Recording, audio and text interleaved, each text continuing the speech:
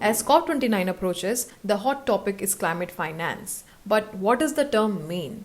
There is no single definition. The UNFCCC defines climate finance as, quote, local, national or transnational financing drawn from public, private and alternative sources of financing that seeks to support mitigation and adaptation actions that will address climate change, unquote. But this definition leaves out funding for losses and damage caused by extreme climate events. Developed countries have even counted loans as climate finance, which some experts from India, along with other developing countries, have criticized.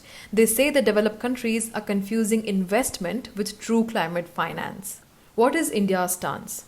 Last month, India's Minister of Environment, Forest and Climate Change, Bhupendra Yadav, called for a clear definition of climate finance. In the recent NCQG ministerial meet in Baku, India made it clear. While climate finance needs are trillions of dollars, the flow of funds has been marginal.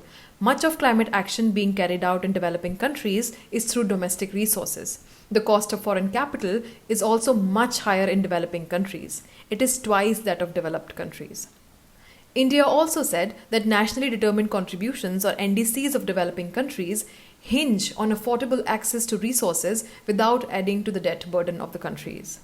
India emphasized that developed countries have a historical responsibility for climate change, having contributed the most to global emissions. They also have the technology and finance for sustainable solutions. India said that public funds from developed nations are crucial to mobilize funds for NCQG. Lastly, India has pushed back on demands to expand the climate finance contributor base, arguing that this does not fall under the ambit of Paris Agreement. The country, along with other developing countries, called on developed nations to fulfill their commitments. India stands firm in its call for fairness, accountability, and support from the developed world. The fight for climate justice isn't just about money. It's about ensuring that climate action is equitable, inclusive, and reflects the historical responsibilities of those most responsible for the crisis. The question now is, will the world listen?